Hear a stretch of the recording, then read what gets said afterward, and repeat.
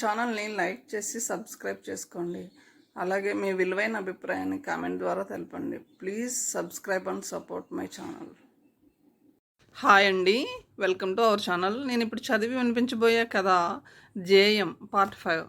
Part 4లో వరుదిని చాలా అసంతృప్తితో, ఫ్రస్ట్రేషన్తో ఉంటుంది. మున్సిపల్ కౌన్సిలర్ కొడుకు సుభాష్తో కలిసి పార్కులో రెడ్ హ్యాండెడ్గా పట్టుబడి అతనితో వేశ్యాన్ని ముద్ర వేయబడిన తర్వాత వరుదిని ఆవేశంతో కంపించిపోతుంది. మగవాళ్ళు ఎలా ఉంటారనేది ఇన్స్పెక్టర్ చెప్పడంతో అనుకున్నట్లు ఆ అమ్మాయి ఇక ఆ వ్యవహారాన్ని కట్టిపెట్టి చదువు మీద ఏకాగ్రత నిలపాలని అనుకోదు. ఆమెలో కసి మరింత ఎక్కువ అవుతుంది. ఆ కసి మగవాళ్ళ మీద. తర్వాయి భాగంలోనికి వెళ్దాం.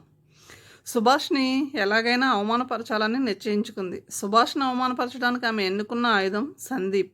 సందీప్ ఆ కాలేజీలోనే చదువుకునే మరొక యువకుడు. అతడు ఆ సంవత్సరం కాలేజీ యూనియన్ ఎలక్షన్స్లో ప్రెసిడెంట్గా పోటీ చేస్తున్నాడు. అతడు వచ్చి వరూధిని ఈసారి ఎన్నికల్లో సపోర్ట్ చేయమని అభ్యర్థించాడు.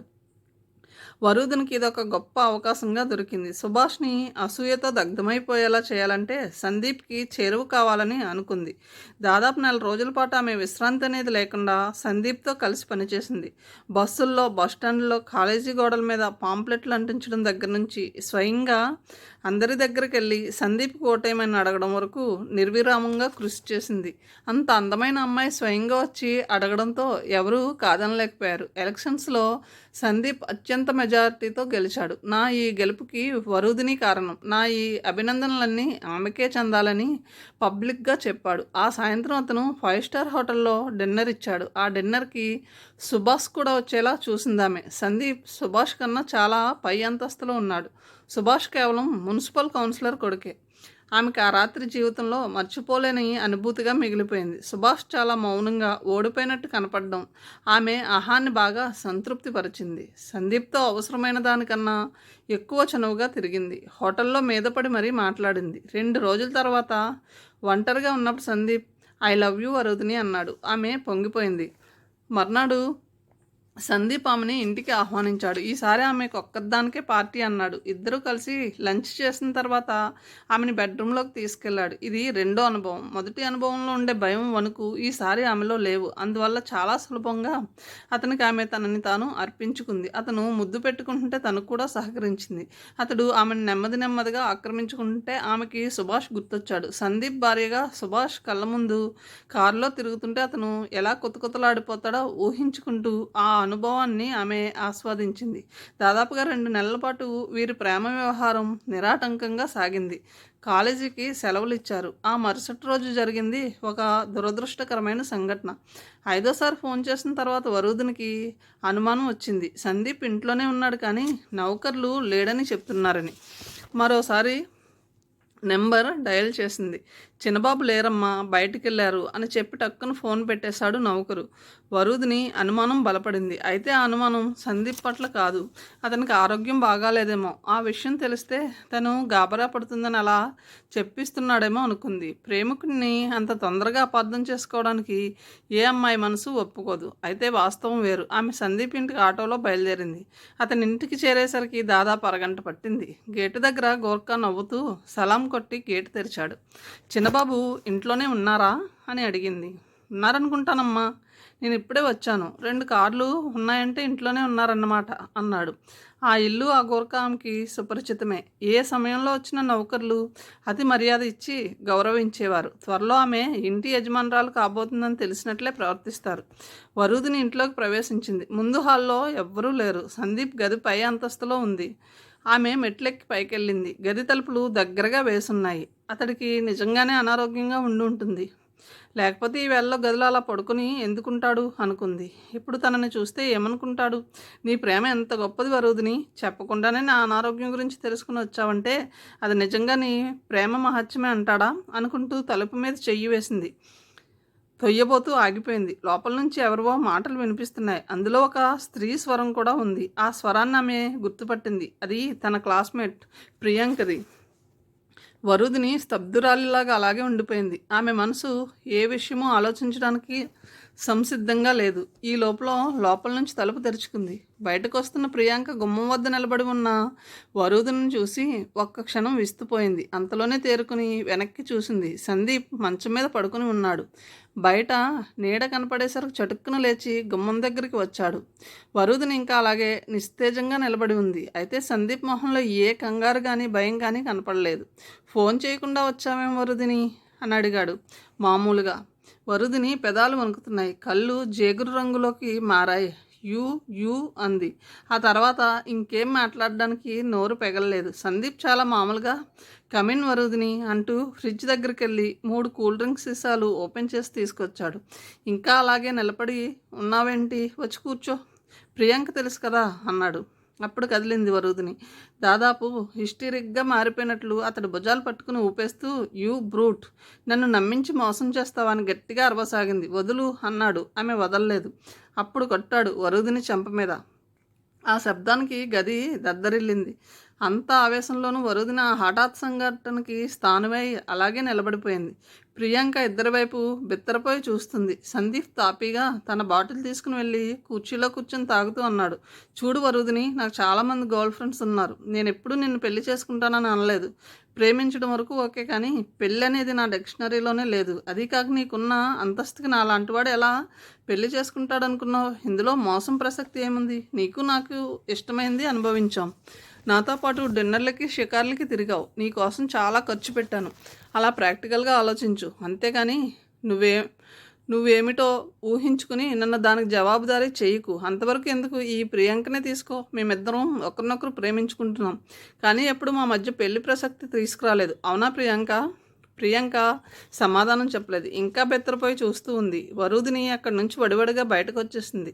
కాలేజీ కాంపౌండ్ కొద్దిగా దూరంగా గేటుకి ఎదురుగా రోడ్డుకి ఒక పక్క చిన్న టెంట్ వేసింది వరూధిని.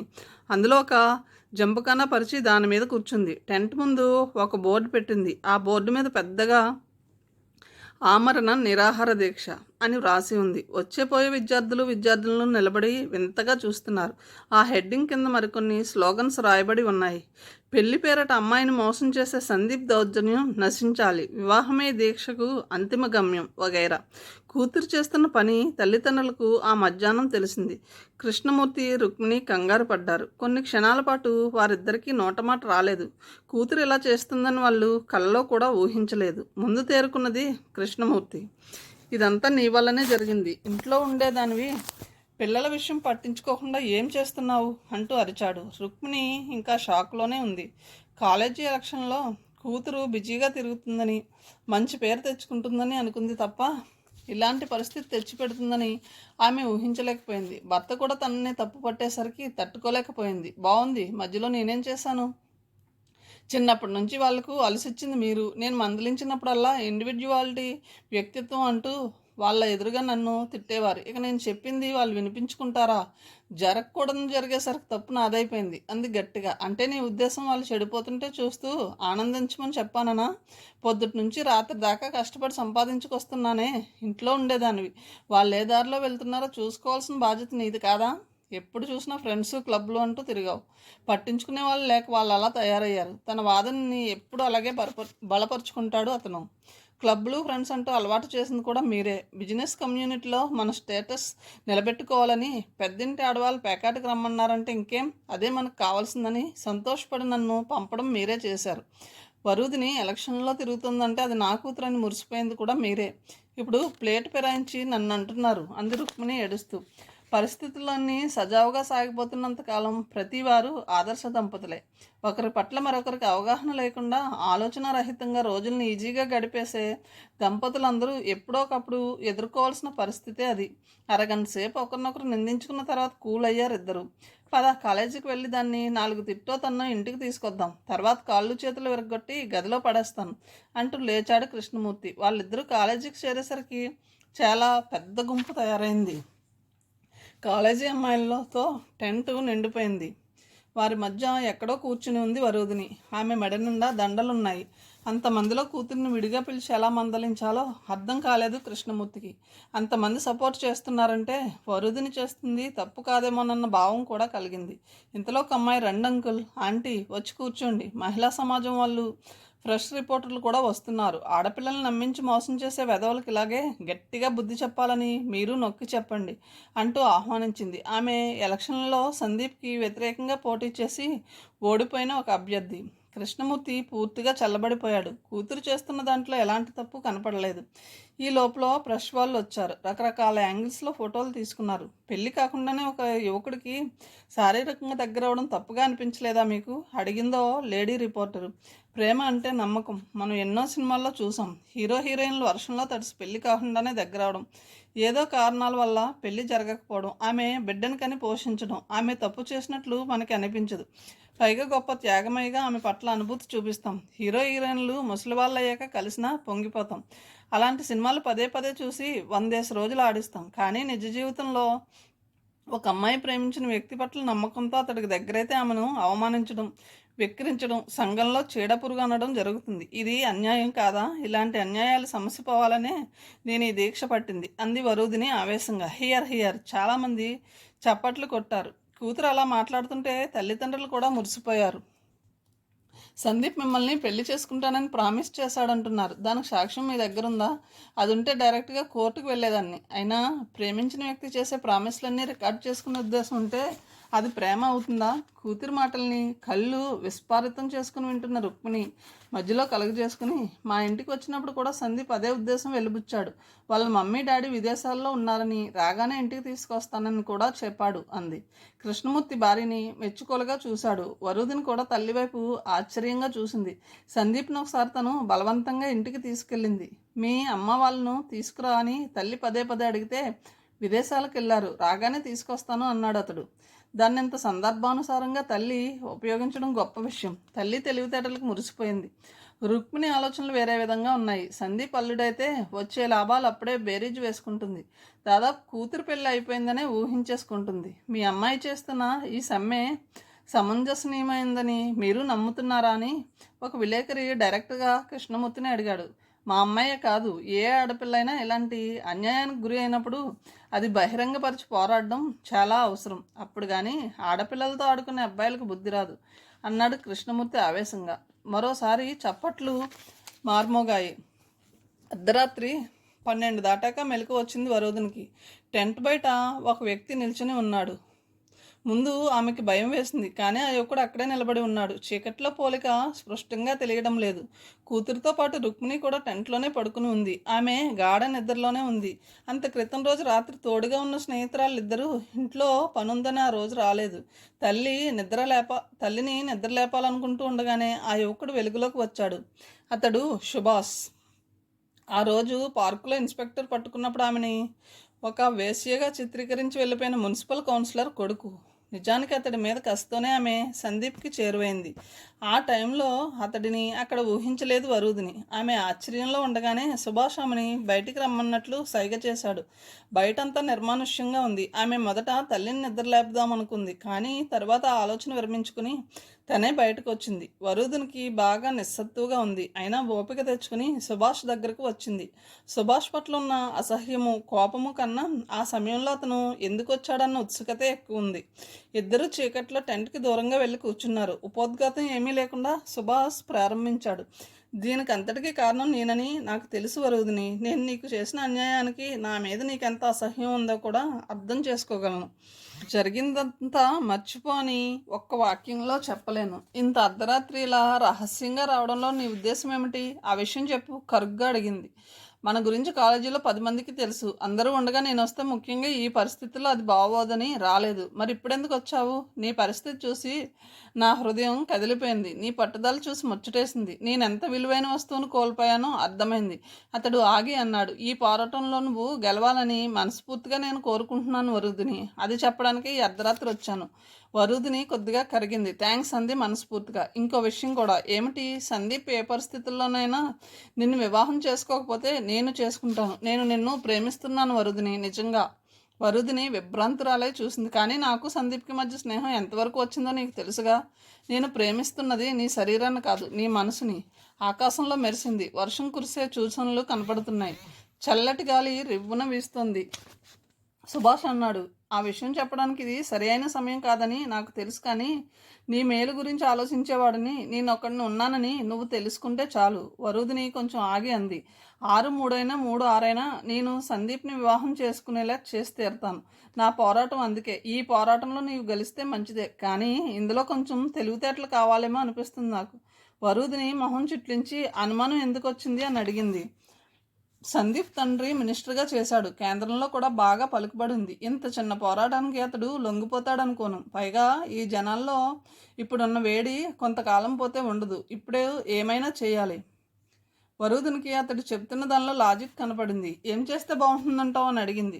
ప్రజల సానుభూతి మరింత కలిగేలా చూసుకోవాలి. ఈ న్యూస్ త్వరలో డెడ్ అయిపోయేలా ఉండకూడదు. వీలైతే అసెంబ్లీలో కూడా గొడవ జరిగేటంతగా రెచ్చగొట్టాలి. మనం ఇలా కామ్గా ఉంటే వాళ్ళకి చీమ కుట్టినట్టు కూడా ఉండదు. నువ్వు ఏం చేయగలవు? అతడు మోసం చేశాడంటావు. నిన్ను ఖండిస్తూ అతడేమో లేదంటాడు. నీ దగ్గర సాక్ష్యాలు లేవు. నువ్వు మాత్రం ఎంతకాలం ఇలా పోరాటం సాగిస్తావు? దీనిలోకి పోలీసుల్ని, ప్రతిపక్షాలని లాగాలి. అతడు చెబుతుంటే ఆ దృశ్యం ఊహించుకుని వరుదిని ఆవేశంతో పొంగిపోయింది. నిజమే, కానీ ఎలా? సందీప్ తండ్రికి బాగా పలుకుబడి ఉన్నట్టు అందరికీ తెలుసు. ఉదాహరణకి నీ టెంట్కి రేపు రాత్రి ఏ గూండాలో తగలబెట్టేశారనుకో, మరుసటి రోజుకి ఈ వార్త సంచలనం అవ్వదు. ఒక న్యాయం కోసం పోరాడుతున్న చిన్న అమ్మాయి మీద అధికారం ఉక్కుహస్తం అని పత్రికలు ఎలుగెత్తి చాటుతాయి. ప్రతిపక్షాలు ప్రభుత్వాన్ని నిలదీస్తాయి. వరుదిని దిగ్భ్రాంతురాలై చూసింది. అయితే కొద్దిగా నెమ్మది పాటుతో ఆలోచిస్తే సుభాష్ చెప్పింది బాగుందనిపించింది. తెలిసి తెలియని వయసులో మనకు వచ్చిన ఆలోచనలే అద్భుతమని అనిపిస్తాయి. వాటికి ఇంక ఎదురేమీ లేదని మనసు విర్రవీగుతుంది. ముందు వెనక చూసుకోకుండా ఆలోచనని అమలుపరచడానికి ప్రయత్నం చేస్తాం. దానివల్ల వచ్చే పరిణామాలను అంచనా వేయకుండా రంగంలోకి దిగుతాం.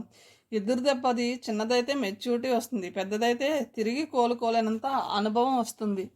టెంట్ తగలబెట్టడం అంటే ప్రమాదమేమో సందిగ్ధంగా అంది. సుభాష్ నవ్వాడు. నా తండ్రి మున్సిపల్ కౌన్సిలర్ అన్న విషయం మర్చిపోకు. అయినా ఇంత చిన్న విషయానికి నా స్నేహితులే చాలు.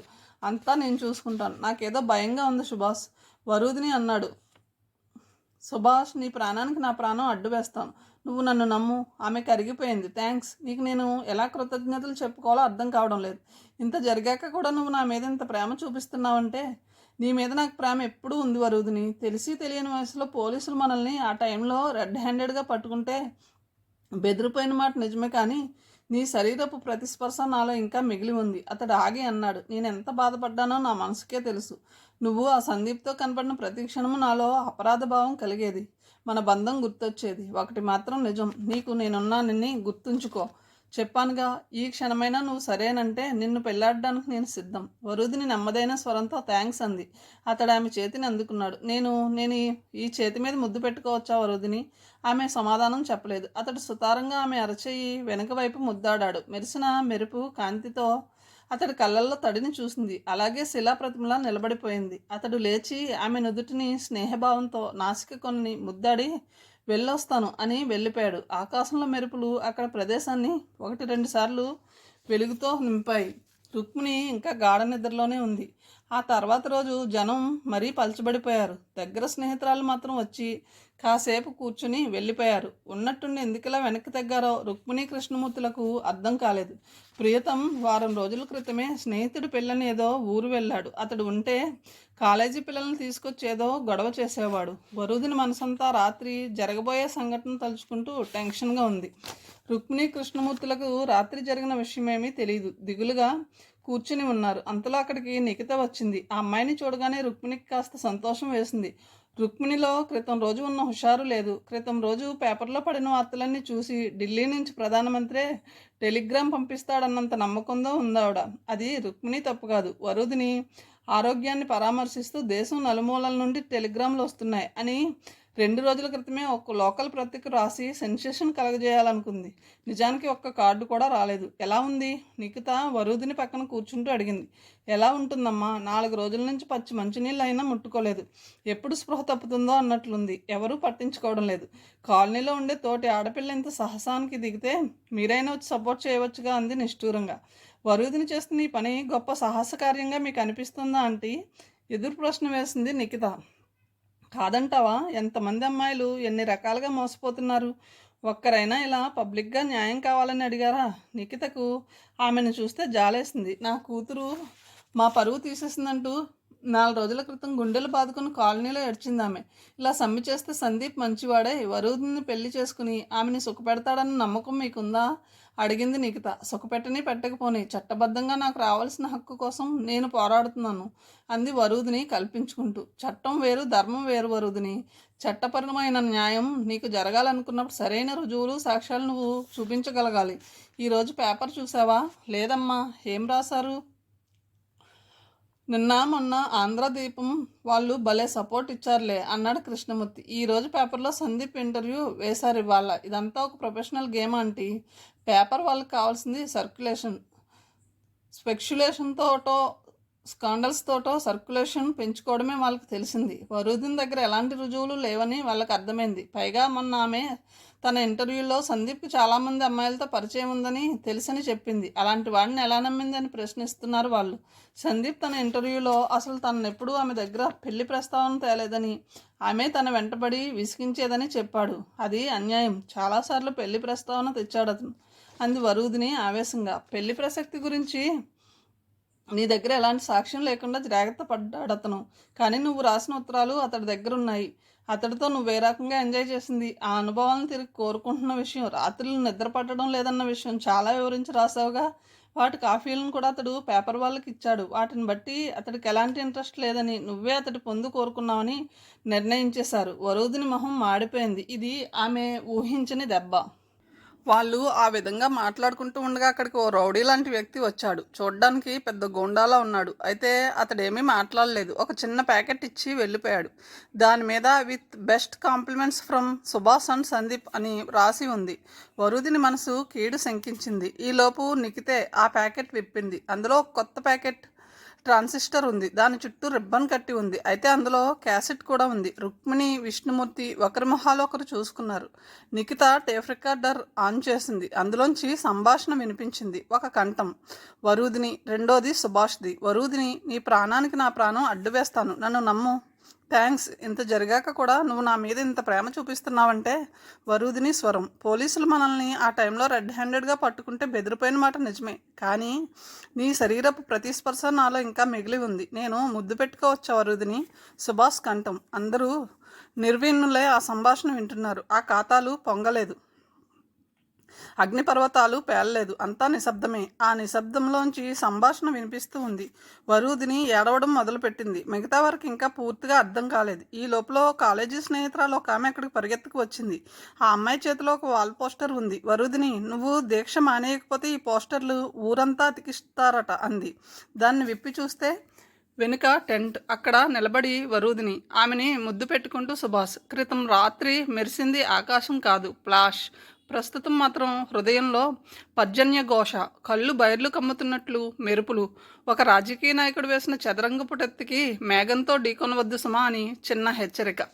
వరూధిని ఏడుస్తూ అంతా చెప్పింది. రుక్మిణి కూడా ఏడుస్తూ కూతుర్ని శాపనార్థాలు పెట్టసాగింది.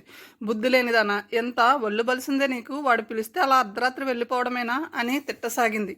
నిఖిత మాత్రం వరూధిని అర్థం చేసుకున్నట్టు సానుభూతితో చూసింది. ఒక చిన్న అమ్మాయిని మంచి మాటలతో ట్రాప్ చేయడం ఎంత సులువు. ఆ పోస్టర్ పరీక్షగా చూస్తే గానీ అందులో ముద్దు నుదుటి మీద పెట్టుకుంటున్నట్టు కనపడదు. కానీ ప్రజలకు అదంతా అవసరం లేదు. నిఖితకి ఇప్పుడు జరిగిందంతా అర్థమైంది. సుభాష్ తండ్రి మున్సిపల్ కౌన్సిలర్, సందీప్ తండ్రి కేంద్రంలో పలుకుబడి ఉన్న నాయకుడు. పైగా ఇద్దరిది ఒకే పార్టీ. అది చాలు. అది తెలియని పొట్టేళ్ళు ఒకేసారి రెండు కొండలు ఢీ కొనాలనుకుంది. ఫలితం అనుభవిస్తుంది. రుక్మిణి ఇంకా కూతురిని తిడుతూనే ఉంది. కాలేజీకి అని చెప్పి నువ్వు చేస్తున్న పని ఇదా? పార్కుల్లో పోలీసులు పట్టుకునేదాకా వచ్చింది వ్యవహారం. ఒకరిని పెళ్ళాడడం కోసం టెంట్ వేసి దాని వెనుక ఇంకొకరిని ముద్దు పెట్టుకుంటావా? చావే. నిన్నెవడూ రక్షించలేడు. కూతుర్ని కూడా చూడకుండా తిడుతుంది, మొటికలు విరుస్తుంది. ఆమె సామాన్య జనానికి ప్రతీక. రేపు ఈ వాల్ పోస్టర్లు గోడల నిండా అంటించబడితే జనం ఆమెలాగే అనుకుంటారు. నిఖితకి అకస్మాత్తుగా విషయం అర్థమైంది. ప్రత్యర్థులు పంపిన హింట్ ఇది. దీక్ష విరమించకపోతే వందల క్యాసెట్లు అందరికీ పంచబడతాయి. వేల పోస్టర్లు అతికించబడతాయి. పెద్ద గొడవ కాకముందే విరమించుకోమని హెచ్చరిక ఇది.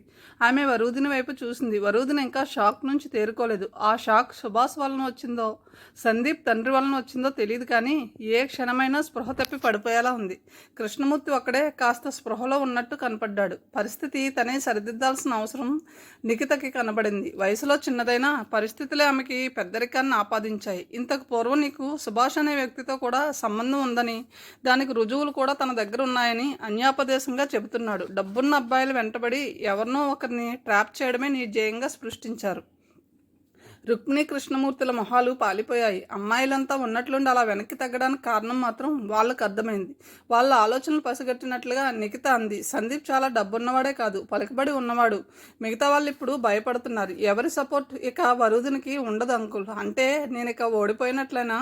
వరుదునికి ఏడుపు ముంచుకొచ్చింది. అన్యాయాన్ని ఎదిరించి న్యాయం జరిగేలా పోరాడడం మంచి పనే, హర్షించదగ్గదే వరుదిని. కానీ ఆ పోరాటానికి దిగే ముందు అది విజయవంతం కావడానికి కావాల్సిన సరంజామా మన దగ్గరుందో లేదో చూసుకోవాలి.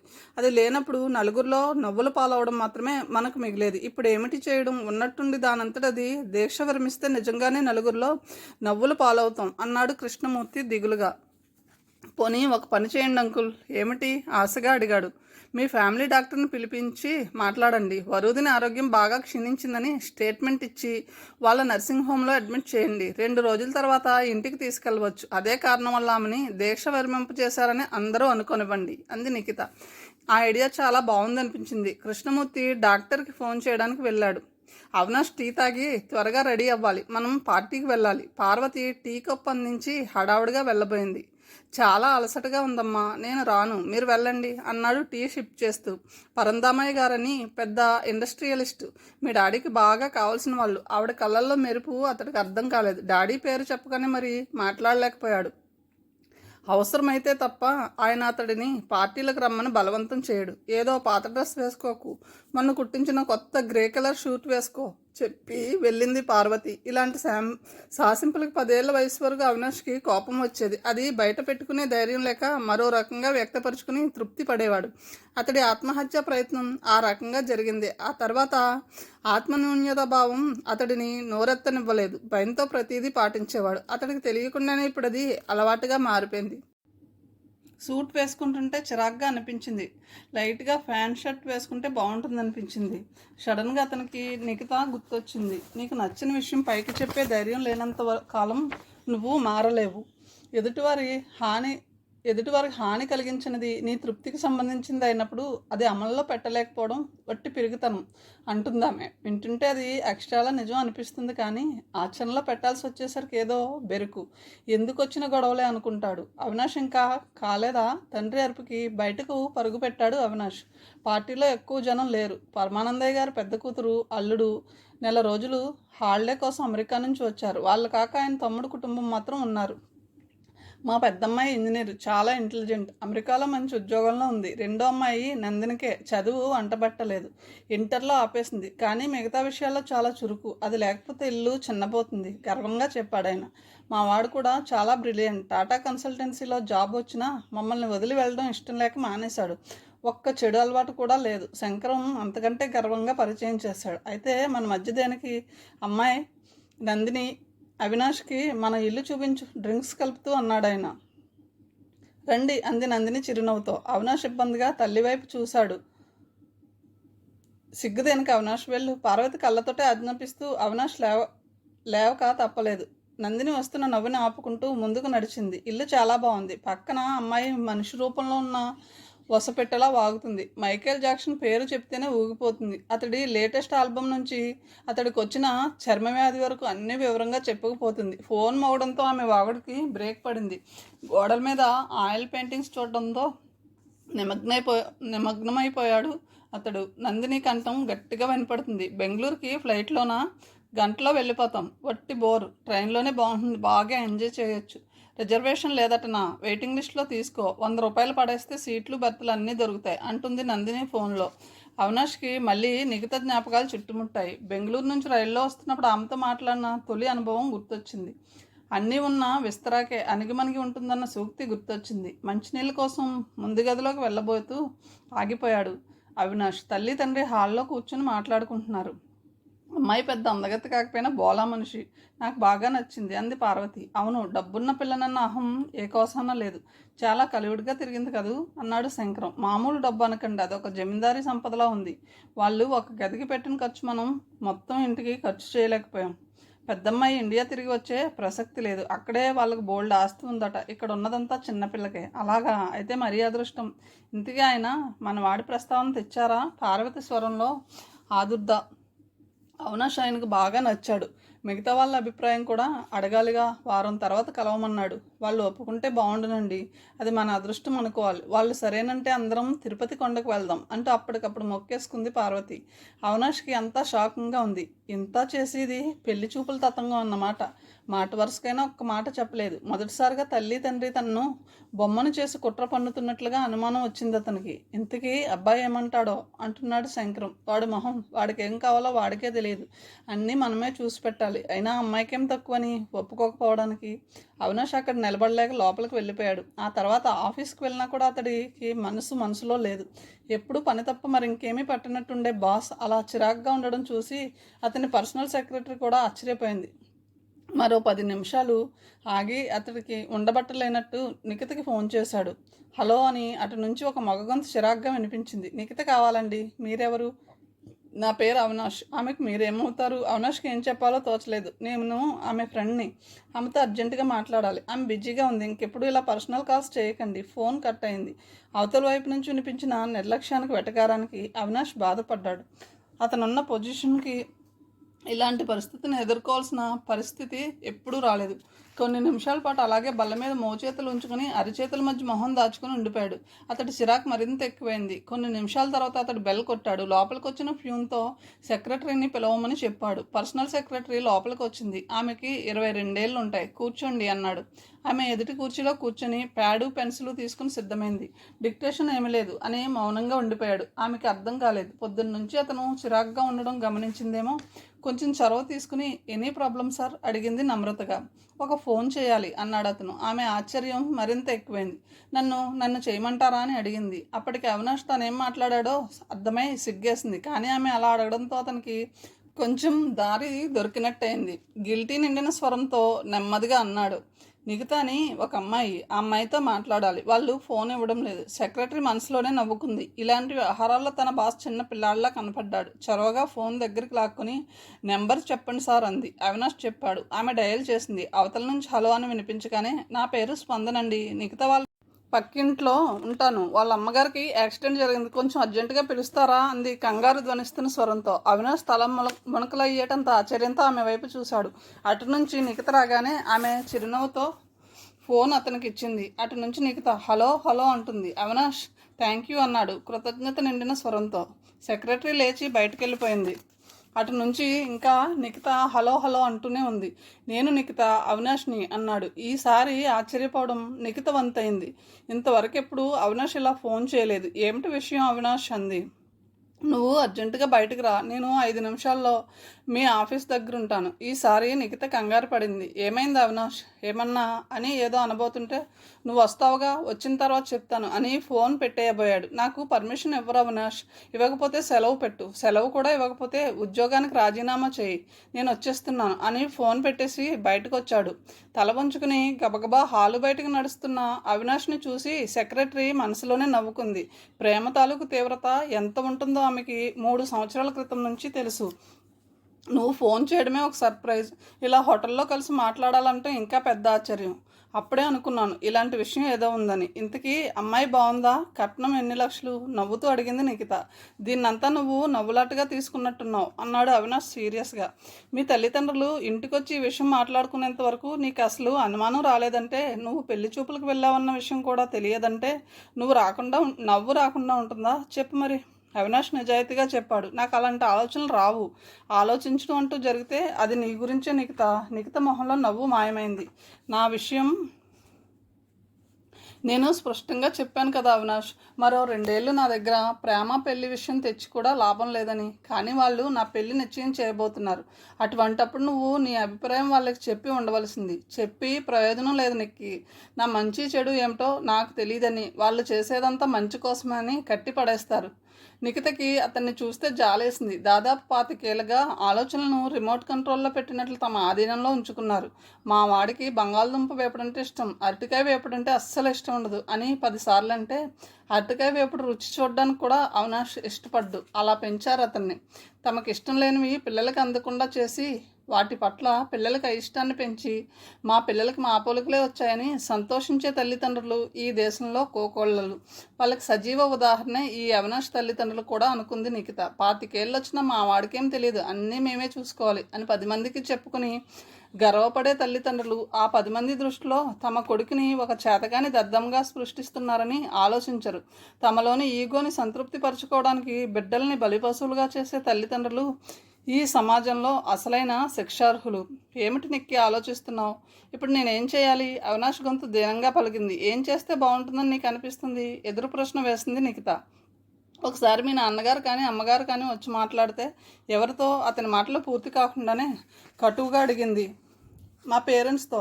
2 ఏళ్ళ వరకు మన పెళ్లి జరగదని తెలిసినప్పుడు మా వాళ్ళని ఏం మాట్లాడమని చెప్తాను? అవినాష్ మొహం మరింత దీనంగా పెట్టుకుని కూర్చున్నాడు. పోనీ నేనే వచ్చి చెప్తాను అంది నిఖిత. ఏమని ఆశ్చర్యంగా అడిగాడు. మీ అబ్బాయి 2 ఏళ్ల దాకా పెళ్లి చేసుకోడట. అప్పటి వరకు ఎలాంటి సంబంధాలు ఖాయం చేయకండి అని చెప్తాను. అవినాష్ అదిరిపడి, మై గాడ్, నువ్వు చెప్తావా? అసలు నువ్వు స్పృహలో ఉండి మాట్లాడుతున్నావా అన్నాడు. నిఖితకి బాగా కోపం వచ్చింది. స్పృహలో లేనిది నేను కాదు అవినాష్. నీకేది నచ్చుతుందో ఏది నచ్చదో నువ్వు ఆలోచించుకోలేవు. మొట్టమొదటిసారిగా నా విషయంలో అలా ఆలోచించావు. అయినా కూడా నీ ఇష్టాయిష్టాల గురించి నీ తల్లిదండ్రులకు చెప్పలేవు. స్పృహలో లేనిది నువ్వా నేనా? అవినాష్ మాట్లాడలేదు. తల్లిదండ్రులను ఎదిరించమని వాళ్ళ ఇష్టానికి వ్యతిరేకంగా నడుచుకోమని చెప్పడం నా ఉద్దేశం కాదు అవినాష్. ఇది నీ జీవిత సమస్య. ధైర్యం చేసి నీ అభిప్రాయాల్ని బయట పెట్టుకో, లేకపోతే నష్టపోయేది నువ్వే. అందుకు ఇది నీకో పరీక్ష అనుకో. ఇందులో విజయం సాధించగలిగితే సుఖపడతావన్న నిజం గ్రహించు. లేదు ఇదంతా అక్కర్లేదు, నేను తల్లిదండ్రులు చెప్పిన మాట వింటానని నువ్వు అనుకున్నట్లయితే నన్ను మర్చిపో. వాళ్ళు చూపించిన సంబంధం చేసుకో. నేను చెప్పేదల్లా ఏదో ఒక నిర్ణయం తీసుకో. ఆ నిర్ణయాన్ని అనుసరించు, ఆనందించు. అంటే అంటే నువ్వు నన్ను ప్రేమించడం లేదా నిఖిత? తిరిగి జాలిగా అడిగాడు. ప్రేమిస్తున్నాను అవినాష్, కానీ ఈ ప్రేమ పెళ్లిలోకి మారకపోతే దాని గురించి నేను నా మిగతా జీవితాన్నంతా విషాదంతో గడిపేదలుచుకోలేదు. వ్యక్తిత్వం కావాలి అవినాష్ అంటూ లేచింది. మరి కొంచెం సేపు కూర్చో నిఖిత ప్లీజ్ అన్నాడు అవినాష్. మనం ఎంతసేపు మాట్లాడుకున్నా ఈ సంభాషణ ఈ పాయింట్ చుట్టే తిరుగుతుంది. నువ్వు ఆలోచించు. నువ్వు చెప్తానంటే సరే, లేదంటే నేను వచ్చి మాట్లాడమంటే మాట్లాడతాను. అంతేకాని ఈ విషయంలో నా తల్లిదండ్రులు మాత్రం ఇబ్బంది పెట్టను. అవినాష్ కూడా బిల్ పే చేసి లేచాడు. నిఖిత నెమ్మదిగా పిలిచింది కౌసల్య. పుస్తకం చదువుతున్న నిఖిత తలెత్తి తల్లివైపు చూసింది. త్వరలోనే నీ పెళ్లి జరిగితే బాగుంటుందనిపిస్తుంది. నీ అభిప్రాయం ఏమిటి? తండ్రి కూడా దూరం నుంచి సంభాషణ విని వీల్ చైర్ జరుపుకుంటూ దగ్గరికి వచ్చాడు. ఈ పరిస్థితిలో నాకు పెళ్ళేమిటమ్మా? ఇంకో ఏడాది దాటితే అన్నయ్య సొంత ప్రాక్టీస్ పెట్టుకోవడమో ఏదో చేస్తాడు, అప్పుడు ఆలోచిద్దాం అంది దశరథ్ కల్పించుకుంటూ. అది కాదు నిక్కి, నాకు త్వరలోనే నయమవుతుందని మనమందరం ఆశపడుతున్నాం తప్ప నా అసలు పరిస్థితి ఏమిటో నీకు కూడా తెలుసు. సరైన వయసులో పెళ్లి చేశామన్న తృప్తైనా నాకు మిగలని అన్నాడు. అతనికి కిడ్నీ ఒకటి పూర్తిగా డ్యామేజ్ అయింది. రెండోది కూడా ఎప్పుడు ఫెయిల్ అవుతుందో తెలియని పరిస్థితి. ఒకవేళ అది కూడా ఫెయిల్ అయితే కనీసం ఒకసారి డయాలసిస్ చేయించడానికి వాళ్ళ దగ్గర డబ్బులు లేవు. వెన్నెముక దెబ్బతిన్న అతను తన కోసం మిగతా వాళ్ళ జీవితాన్ని పాడు చేయడానికి ఇష్టపడడం లేదు. నిఖిత కుర్చీలోంచి లేచి తండ్రి వీల్ చైర్ దగ్గరకు వచ్చింది. అతని వీపు వెనక్గా చెయ్యి వేసి పట్టుకుంది. ఆమె కంఠంలో ఒక నిర్ణయం స్పష్టంగా వినిపించింది. ఆ నిర్ణయానికి ఇక అడ్డు లేదన్న కమాండ్ కూడా స్వరంలో ప్రతిబింబిస్తూ ఉండగా స్పష్టంగా చెప్పింది. మరో 2 ఏళ్ళు ఆగడం వలన నా వయసేం మించిపోదు నాన్న. దీనికోసం మరిన్ని చర్చలు అనవసరం. అది కాదమ్మా, కౌసల్య ఏదో చెప్పబోయింది. అమ్మ నీకు జ్ఞాపకం ఉందా? ఒకరోజు నీ పెళ్లి రోజు సినిమాకి టికెట్లు బుక్ చేసుకున్నారు. నాకు కాస్త జ్వరం తగిలిందని సినిమాకి వెళ్ళడం కూడా మానేశారు. ఆ రోజు నా జ్వరం అంత ప్రమాదకరమైంది కాదే, కానీ నన్ను ఆ పరిస్థితుల్లో మీరు ఎందుకు వదిలి వెళ్ళలేకపోయారు? అదే కదమ్మా మన కుటుంబంలో మనం అల్లుకున్న అందమైన అనుబంధం. ఇక్కడ ఒకరివి బాధ్యతలని మరొకరి హక్కులని మనందరం ఎప్పుడూ అనుకోలేదు. అలాంటి ఆలోచన రాకుండా మమ్మల్ని ఇలా పెంచారు మీరిద్దరు. నాన్న పరిస్థితి నిజంగానే క్షీణించిందన్న వాస్తవం మనందరికీ తెలుసు. అయినా ఈ సమయంలో పెళ్లి చేసుకుని నేను సంతోషంగా ఎలా ఉండగలను అనుకుంటున్నారా మీరంతా? ఆయన దగ్గర ఉన్నానన్న తృప్తి నాకు పెళ్లి చేసుకుంటే వస్తుందని నువ్వు మనస్ఫూర్తిగా నమ్ముతున్నావా? కౌసల్య దశరథులు ఏమీ మాట్లాడలేకపోయారు. తమ ముందే ఒక వృక్షంలాగా వ్యక్తిత్వం పెంచుకున్న కూతురిని విప్పారణ కళ్ళతో చూస్తూ ఉండిపోయారు. ముందుగా కదిలింది కౌసల్య. కూతురి తల మీద చెయ్యి వేసి నిమురుతూ, మాట వచ్చింది కాబట్టి అడుగుతున్నానమ్మా, అవినాష్తో నీకు స్నేహమేనా? అంతకు మించిన ఆలోచన ఉందా? ప్రస్తుతానికి అది స్నేహమే, నిర్లిప్తంగా అంది నిఖిత. అంతకు మించి చెప్పవలసిన అవసరం ఇప్పుడేమీ లేదమ్మా, ఉంటే నేనే చెప్తాను అని అక్కడి నుంచి వెళ్ళిపోయింది. ఆ రాత్రి నిఖితకి చాలాసేపటి వరకు నిద్ర పట్టలేదు. ఏ విషయాన్నైనా తనంతట తాను విశ్లేషించి స్వయంగా నిర్ణయాలు తీసుకోగలిగిన ఆమెకి అవినాష్ విషయంలో మాత్రం సందిగ్ధ అవస్థలో ఉంది. అతని ప్రేమలో నిజాయితీ ఉంది, అది నిలకడగా ఉంటుంది కూడా. అతడి ప్రేమని తాను జీవితాంతం నిలుపుకోగలనన్న నమ్మకం కూడా ఆమెకు ఉంది. కానీ పెళ్ళంటే ఇద్దరు మనుషుల మధ్య బంధమే కాదు, రెండు కుటుంబాల మధ్య సయోధ్య కూడా ఉండాలి. లేకపోతే అది అనవసరమైన కలతలు తెచ్చిపెడుతుంది. అవినాష్ ఇంట్లో ప్రేమ ఆప్యాయతల కన్నా కృతజ్ఞత బాధ్యత అనేవి ఎక్కువ కనిపిస్తాయి. అవినాష్ని అతని తల్లిదండ్రులు డామినేషన్ నుంచి బయటకు తీసుకురావడం పెద్ద కష్టమైన పనేమీ కాదు. తన ప్రేమ అతన్ని అందుకు పురికొల్పుతుంది కూడా. ఆ మాటకొస్తే ప్రేమలో పడ్డ ఎవరైనా తల్లిదండ్రులను ఎదిరించడానికి వెనుదీయరు, ముఖ్యంగా అవినాష్ లాంటి ఉద్యోగం సంపాదన ఉన్నవాళ్ళు. కానీ నిఖితకి అలా చేయడం ఇష్టం లేదు. అవినాష్లో మార్పు దానంతట అదే రావాలి.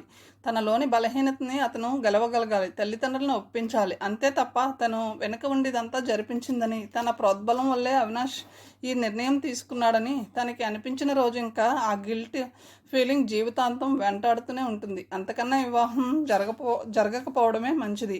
ఈ ఆలోచన వచ్చాక ఆమెకి మామూలుగా నిద్ర పట్టింది. ఆ సాయంత్రం అవినాష్ ఇంటికి వెళ్ళలేదు. అతనికి ఇంటికి వెళ్ళబుద్ధి కాలేదు. కారు థియేటర్ ముందు ఆఫ్ చేసి ఒక్కడే టికెట్ కొనుక్కొని సినిమా హాల్లో కూర్చున్నాడు.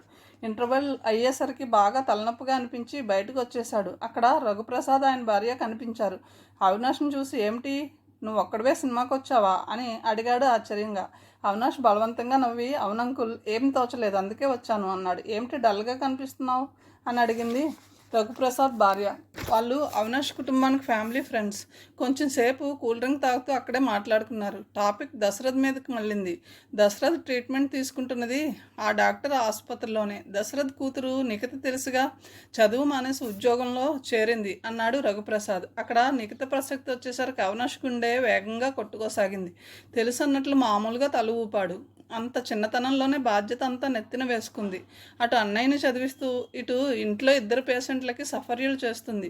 షీఈస్ గ్రేట్ అన్నాడు రఘుప్రసాద్. ఇద్దరు పేషెంట్లు ఎవరు ఆశ్చర్యంగా అడిగాడు అవినాష్.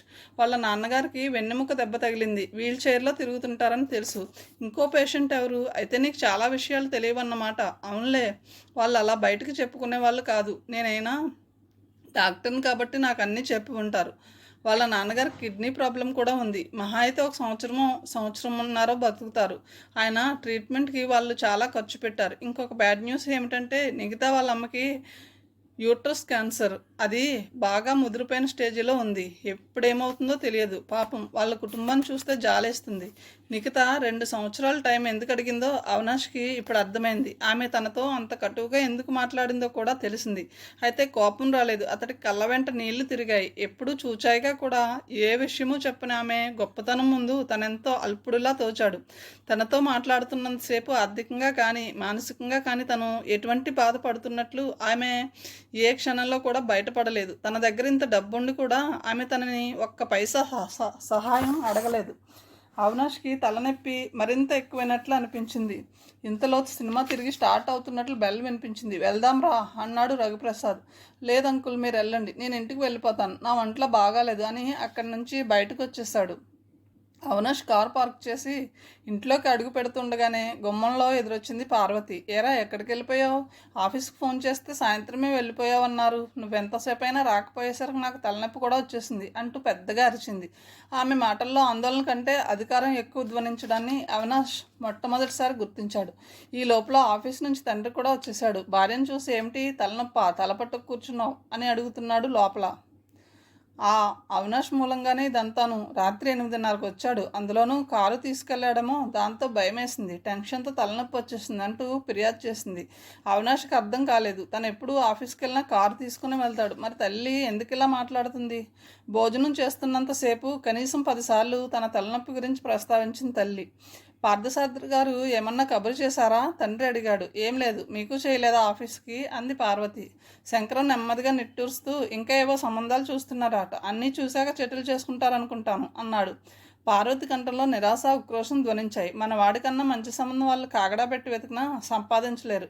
తన ఆలోచనలు ఎప్పటికైనా బయట పెట్టకపోతే లాభం లేదని అవినాష్కి అనిపించింది. నేను బాంబే వెళ్ళి కొత్త ఉద్యోగంలో చేరదామనుకుంటున్నాను మమ్మీ. పెళ్లి విషయంలో మీరు ఇప్పుడు ఏ నిర్ణయాలు తీసుకోవద్దు అన్నాడు. చూడండి ఎలా మాట్లాడుతున్నాడో. ఇంతసేపు ఎక్కడికి వెళ్ళావరా అంటే సమాధానం చెప్పలేదు. ఇప్పుడేమో బాంబే వెళ్ళి ఉద్యోగంలో చేరిపోతానంటున్నాడు అంది పార్వతి ఫిర్యాదు చేస్తున్నట్టు. ఏరా, నీ నిర్ణయాలు నువ్వే తీసుకునేటంత పెద్దవాడివైపోయావా అన్నాడు శంకరం కోపంగా. ఇన్నాళ్ళు మీరు చెప్పినట్టే వింటూ వచ్చాను డాడీ. ఇకనైనా నా నిర్ణయాలు నన్ను తీసుకొనివ్వండి. అంతేకాదు పెళ్లి విషయంలో కూడా నేను ఆ సంబంధం చేసుకోను. పార్వతి దాదాపుగా అరుస్తున్నట్లు, నువ్వేం మాట్లాడుతున్నావు, నీకు అర్థమవుతుందా? ఆ పెళ్లి చేసుకోవా అంటే నీ పెళ్లి విషయం నువ్వే నిర్ణయించుకున్నావా అంది. నేను దశరథ్ అంకుల్ వాళ్ళ అమ్మాయి నిఖితని పెళ్లి చేసుకుంటాను. భోజనం చేస్తున్న శంకరం చెయ్యి మధ్యలోనే ఆగిపోయింది. చేతిలో ముద్ద ప్లేట్లోకి జారిపోయింది. గిన్నె పట్టుకున్న పార్వతి దాన్ని బల్ల మీద బలంగా పెడుతూ కుర్చీలో కూర్చుండిపోయింది. కొన్ని క్షణాల పాటు అక్కడ గాఢమైన నిశ్శబ్దం నాట్యం చేసింది. ఆ షాక్ నుంచి తేరుకోవడానికి ఆ దంపతులకు చాలాసేపు పట్టింది. ఏమిట్రా నువ్వు మాట్లాడుతుంది? హిస్టీరియా వచ్చినట్లు అరిచింది పార్వతి. అప్పటికి అవినాష్కి పూర్తి ధైర్యం వచ్చేసింది. మొట్టమొదటి వాక్యం చెప్పడానికి తటపటాయించాడు. ఇక తన నిర్ణయాన్ని స్పష్టంగా చెప్పడానికి నిర్ణయించుకున్నట్లు, అవునమ్మా, నేను పెళ్ళంటూ చేసుకుంటే నిఖితనే చేసుకుంటాను అన్నాడు. శంకరం మొహం కోపంతో ఎరిపెక్కింది. పార్వతి గట్టిగా అయితే ఇదంతా వాళ్ళ ప్లాన్ అన్నమాట. కూతుర్ని ఎరచూపించి పకడ్బందీగా వల్ల వేసుకున్నారన్నమాట. మమ్మల్ని ఎదిరించి ఇలా మాట్లాడమని కూడా వాళ్ళే చెప్పారా అంది. వాళ్ళెవరికి ఈ విషయం తెలియదు. ఆ మాటకొస్తే నిఖితకు కూడా ఈ పెళ్లి పట్ల మీరు అనుకునేంత బలవంతం ఏమీ లేదు. నిర్ణయమే నేనే మీకు చెప్పి వెళ్ళి వాళ్ళతో మాట్లాడమని అడుగుదామనుకుంటున్నాను. పార్వతి నిర్గంతపోయింది. కథను ఇంతటితో ముగిస్తున్నాను. తిరిగి తర్వాయి భాగంతో కలుద్దాం. Thank you.